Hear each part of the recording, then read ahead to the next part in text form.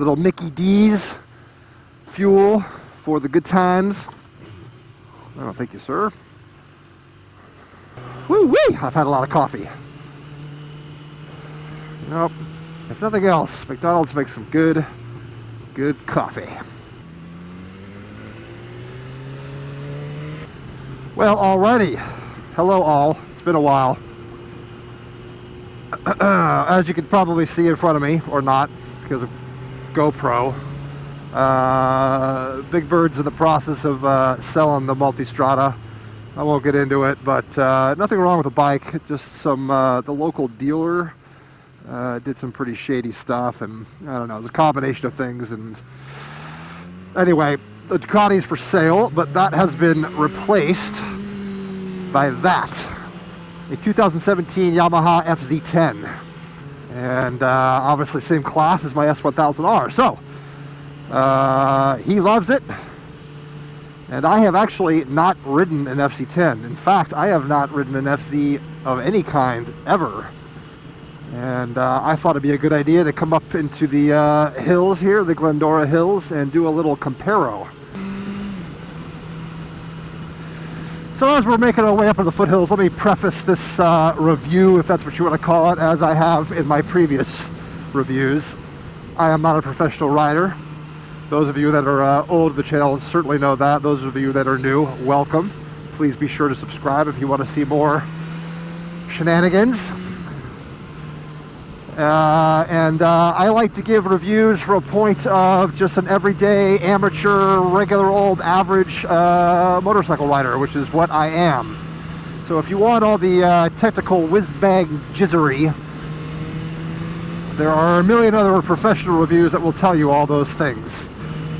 I am on a 2015 S1000R, so this is not the latest model of the S1000R. There was a slight upgrade on a variety of things this last year in 2017, so I guess this isn't a totally fair comparison because that's a 2017 Yamaha FZ-10 and this is a 2015 S1000R.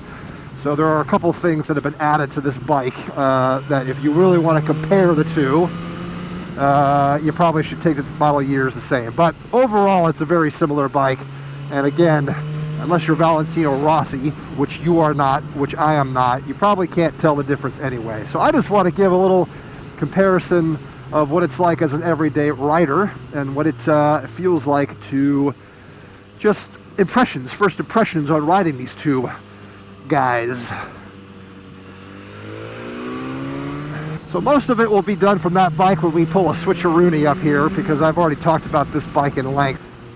It'll be mostly comparing that to this and how that feels as compared to how this feels compared to that. Does that make sense? Okay, let's do the old swap-a-rooney. Let's see here. First, let's get acquainted with the dashboard. Well, right off the bat, it's easier to read and see this, I can tell you that. Standard mode A, B, standard. Let's do A. Traction control. Where's traction control? Okay, we'll start on 2. We recording? We're recording. First time on an FZ. Whoa! It is different. Alright. First impressions, ergonomics. Let's see. Well, first impression was the dash is incredibly easier to see. It's very clear, even though I know the R1 has the color dash. This one's just black and white, but it's very clear and very bright. It's fun. Boy, the power delivery. So they're both inline 4s, but this is a cross plane. And I don't exactly know what that means. Again, if you want all the technical jargon, go somewhere else. I'm here for riding impression.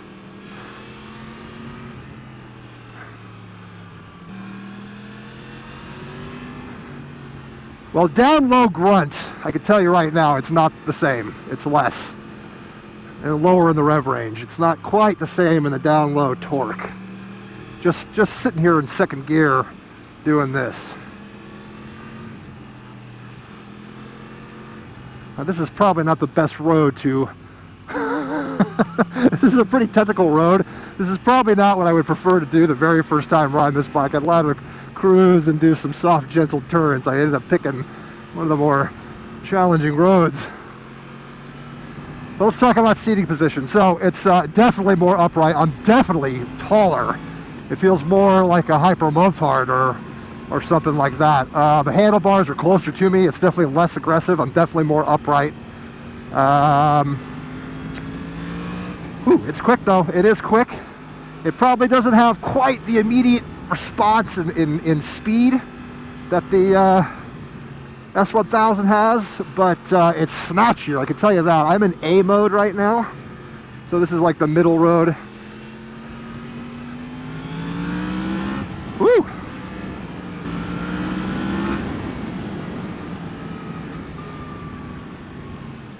You know, it's funny, it actually does feel quite a bit different. I was expecting the transition to be more seamless. One of the big complaints about the FZ is the brakes. That you know, the S1000R has got much snatchier brakes. It's the initial grab is much more noticeable and confidence-inspiring. And I don't know if that's the case, really.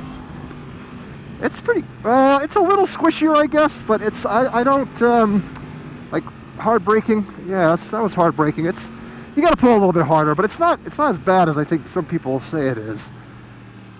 It's definitely snatchier. The throttle is definitely snatchier, but I don't know if the actual power to the pavement is the same. What's that? Yeah, this one you got to pull more, but it takes off on you. It's the throttle on this is definitely snatchier. It's a little smoother on this. The fueling, it's a little bit smoother delivery of power. All right, so what else can I talk about? What I'd really like to do is get out on the highway and kind of do some highway cruising too, rather than just these tight turns. So I guess I could bring up suspension.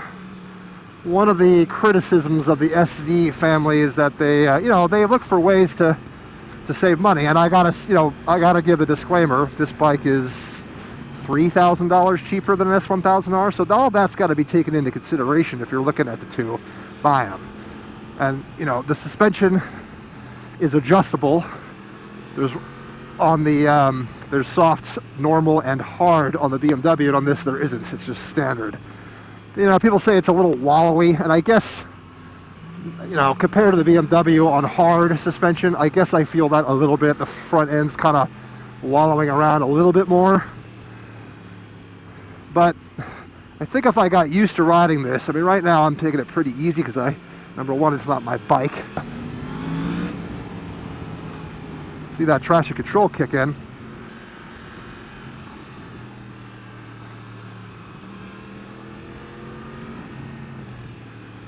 This one's definitely got more of like a Hoon vibe to it, more Hooligan. I guess the BMW is a little more refined, I guess is the word. I really would like to open it up on a straight though, which I haven't had the opportunity to do yet. I mean, this is really twisty stuff. And obviously I can't speak as well on this stuff because I got to focus more on what I'm doing. Engine feels great though. It is snatchy though, the throttle. You see that little jerk right there? I was just barely moving my throttle hand. It was snatching around. I might switch to standard, in fact. Let's do that. Let's switch to standard. Let's see here, mode. Be standard. Okay, now I'm in standard mode. Let's see. It's a little better. Oh, no question. Big difference. The fuel mapping is mushroom. I gotta twist that throttle a lot more to get more out of it. And frankly, it's probably more confidence inspiring this way. Good turn. Good turn. Woo! That front end comes up on you though. Definitely easier than the R. Yeah. Fun stuff. What else can we talk about in the turns? Flickability. Flickability. I guess one of the criticisms of the R, because I think it's got a longer wheelbase, is that it's not as flickable. It feels, oh, big old debris in the ground. It feels kind of heavy. You gotta kind of labor at it a little bit more to get it to tip in. And this one's much more flickable. The wheelbase, I could tell from my non-expert opinion that the wheelbase on this is shorter. I can tell. And I will say, it probably is a little easier on this to jump into a turn.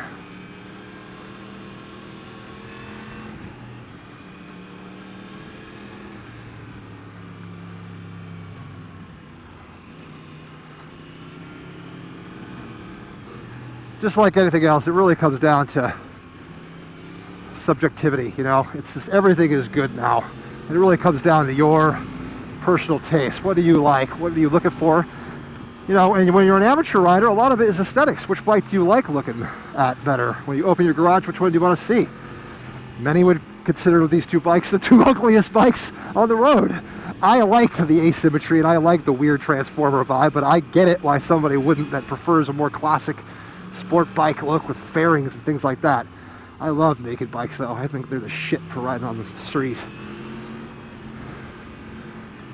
Anyway, it's hard to address all the things I need to address when I'm weaving on turns. So if you have any questions as far as impressions, again, mechanically, if you want the differences between these two, look somewhere else. I've read all about it. I don't remember enough to regurgitate it here in this video, so I'm not going to try.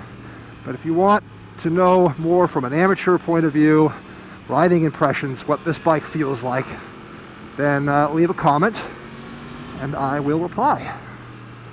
Okay? Okay.